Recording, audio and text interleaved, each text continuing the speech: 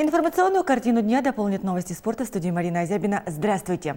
Очередную победу одержала на международных соревнованиях наша фигуристка Елизавета Туктамышева. В Шанхае на третьем этапе Гран-при в произвольной программе глазовчанка была первой. Это ее 4-я победа в сезоне. Елизавета уже точно выступит на финале Гран-при, который пройдет в декабре в Барселоне.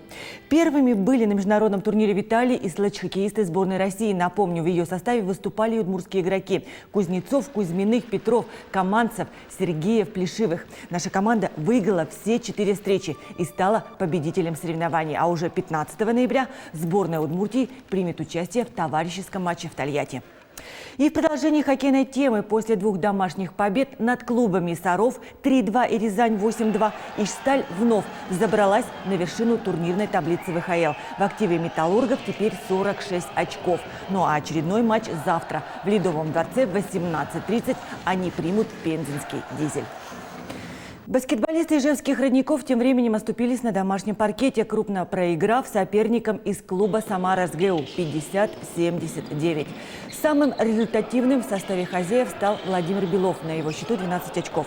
В среду в 7 вечера подшефная Сергея Конотопова примут команду «Россия» из Москвы. Играли дома и гандболистки Ижевского университета. На своей площадке они принимали ростовский клуб, которому в итоге уступили со счетом 24-36. Следующая игра у ижевчанок в Москве 12 ноября с местным Лочом. К Дню государственности Удмуртии в Ижевске прошел традиционный легкоатлетический пробег, который собрал более 150 спортсменов из городов и сел Удмуртии. На турнире не было никакой субординации. Вместе в одном забеге бежали и атлеты-профессионалы, и дети, и ветераны, и простые жители города. Ираида Лоскутова – ярый поклонник спорта. Еще девчонкой она попробовала свои силы во всех дисциплинах.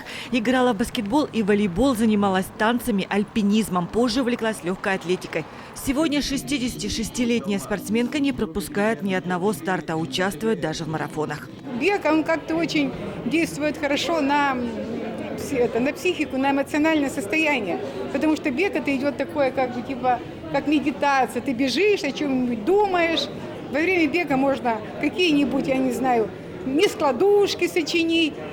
И нескладушек, вернее частушек, у Ираиды много. Все они в основном на спортивную тематику. Тяжело. На марафоне, братцы, на это ж надо. Было так набраться, что бежать. Марафон. Будет нам хорошо. Бегающая публика, действительно, она очень интересна. У них свой, глубокий, очень оригинальный внутренний мир, который вот как раз держит такие мероприятия. Они здесь все друг друга знают, зовут участвовать своих друзей, но многие как-то с опаской идут. Но тем не менее, вот этот пробег в этом году состоялся именно благодаря людям, которые хотят вместе бегать. Кто-то бежал в свое удовольствие, а кто-то на результат, как Василий Глухов. Он этот старт в итоге и выиграл. Среди женщин была первая юниорка Анастасия Урсегова. Добежала до финиша и 9-летняя Маша Шашова, чем удивила и тренера, и себя. Было очень трудно.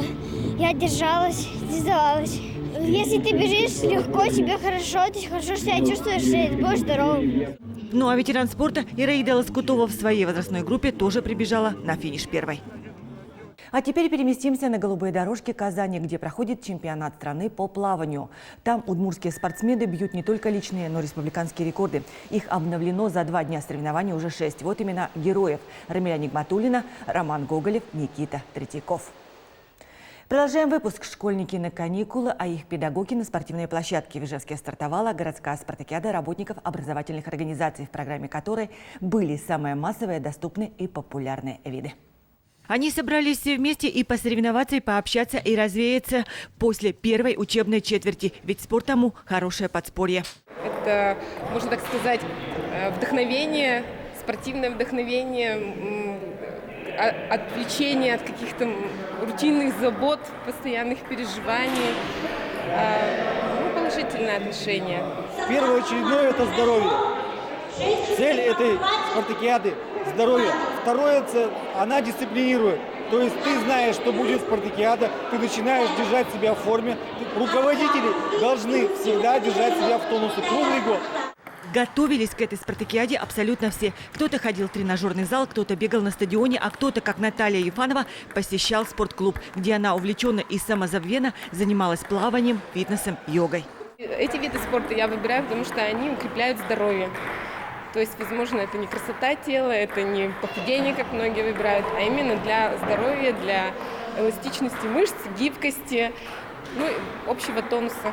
Олимпийский девиз на этой спартакиаде, кстати, не работал. Не могли педагоги и тренеры на игровых площадках оставаться равнодушными к спортивной борьбе. Каждая команда стремилась выиграть.